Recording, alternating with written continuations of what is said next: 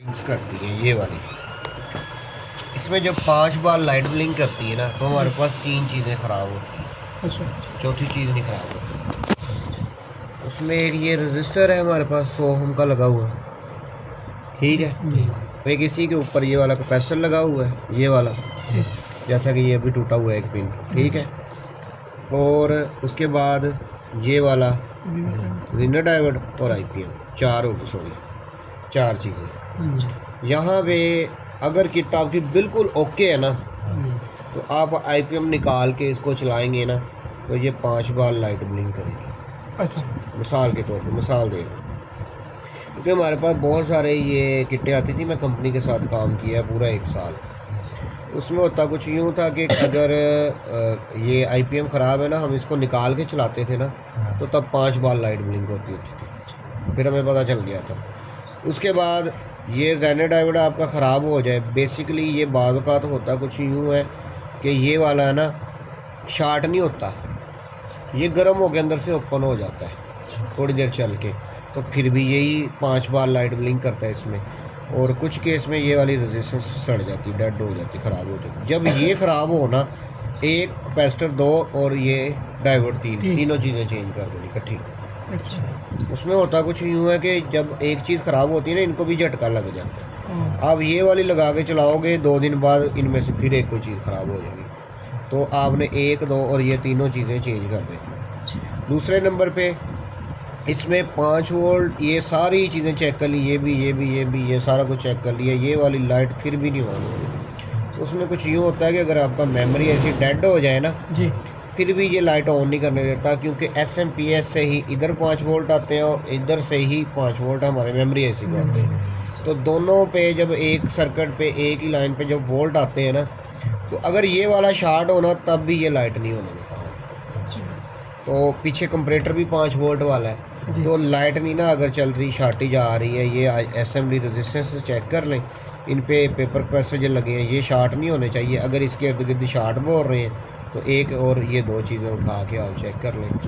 अगर आपके पास यहाँ पे शार्टेज आ रही है और रेडी बिल्कुल कि ये शार्ट ही है, मेन ऐसी शार्ट मिल रहा है, तो जैसे मैंने अभी आपको बताया उस किट में भी यही लगी है ड्राइव 2772 सेम नंबर है। अच्छा। तो यहाँ पे तो इसका 50-50% निकलता है, उसमें तो चांस होता है अल्ट्रॉन में, यहाँ पे 50% है कि हम ऐसी उतारते हैं तब भी शार्टेज नहीं निकलती, जब ये ड्राइव उठाते हैं तो शार्टेज निकल जाती है। 2772 ड्राइव ही सिर्फ ये ख़राब होती है। तो अगर इधर शार्टेज हो तो फिर ये उठानी है, अगर इधर ठीक है तो फिर ये उठाना, ठीक है। अगर यानी कि ये वाला हिस्से पे 5 वोल्ट आ रहे हैं आपको मिल रहे हैं, तो फिर आपने ये वाला उठा देना है, शार्टेज मिल रही है अगर यानी कि यहाँ पे, और अगर यहाँ पे शार्टेज है तो फिर ये वाला उठा देना। इस तरह ये हो गया।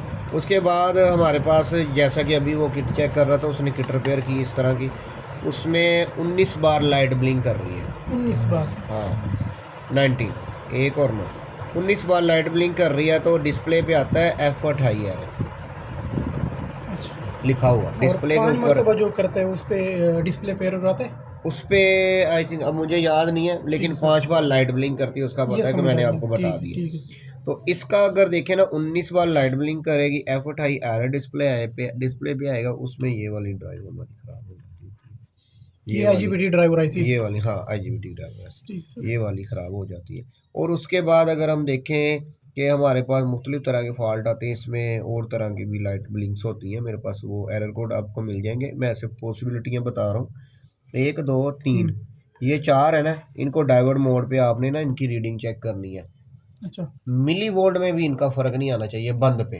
अच्छा। मतलब अगर एक 415 बोल रहा है ना, 0.415, दूसरा भी इतना ही बोलना चाहिए। अगर ये 400 आपका मतलब 10 बोल रहा है ना, तो आपका कैपेसिटर ख़राब हो जाता है। अच्छा। और दूसरा ये कि आपके पास इंडक्टेंस मीटर होना चाहिए, जिसमें हम आपके जो माइक्रोफैरड चेक कर सकते हैं। माइक्रो, ये म्यू का साइन है, इसको म्यू होता है, UF नहीं होता बेसिकली, माइक्रोफैरड होता है लफ्ज़।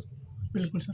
तो अगर आप माइक्रोफैरड चेक करते हैं ना, तो आपको ये वाला फॉल्ट फौरी मिल जाएगा कि उसमें निकाल के तीनों चेक कर लें, एक आधे का वीक होगा। इसमें इतनी यानी कि लो पोटेंसी की इन्होंने रखी हुई है सिस्टम में प्रोटेक्शन, कि यहाँ पे अगर एक कैपेसिटर भी वीक हो जाता है ना तो फिर भी आईपीएम के रिलेटेड फॉल्ट होता है। बिल्कुल। और ये सारी चीज़ें करने के बाद फिर आईपीएम पे भी लो वोल्टेज लो साइड पे यहाँ पे ना इसको रीसोल्ड कर लें अच्छे से करके, इसको वॉश करके हीट मारनी है या धूप में रखना है 20 मिनट या 15 मिनट, फिर चलाएं, फिर भी नहीं चलता, फिर आईपीएम भी ख़राब हो जाता है। बाद बात हर सारी चीज़ें वोल्टें पूरी होती हैं, हमारे एमसीयू से 6 ड्राइव जो जा रही हैं उनमें कोई आगे पीछे कमी पेशी हो जाती है, तो ये भी इस तरह के मसले आ जाते हैं इसमें।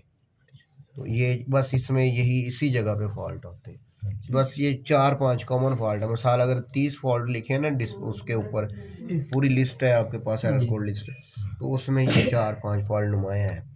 ये कम मतलब और उसके बाद यहाँ पे 9 बार लाइट ब्लिंक करती है, 9 टाइम लाइट ब्लिंक। तो इसमें आता है F8 एरर, ये होता है हमारी आउटडोर मोटर का, एसीडीसी का मतलब। आउटडोर मोटर डीसी का, अच्छा ये वाला आता है। तो अब ये डीसी मोटर में भी आने लग गया ना कार्ड।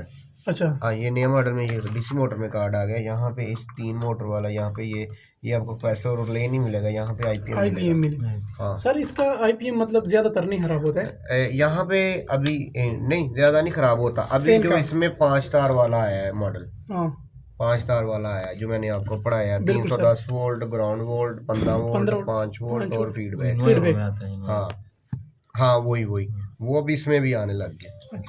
तो इस तरह के बस मुख्तलिफ फॉल्ट होते हैं। और दूसरा ये इसी में 1 टन का बोर्ड होता है, उसमें ये हमारा आईजीबीटी बहुत ज़्यादा उड़ता है, हमारा शंट बहुत ज़्यादा उड़ता है, हमारी ये ड्राइव और इसके इर्द गिर्द की चीज़ें बड़ी उड़ती हैं। उसमें 3 जगह पे फॉल्ट आता है, वो भी आपको मैं रिकॉर्ड करवा दूँगा सारी। ठीक है।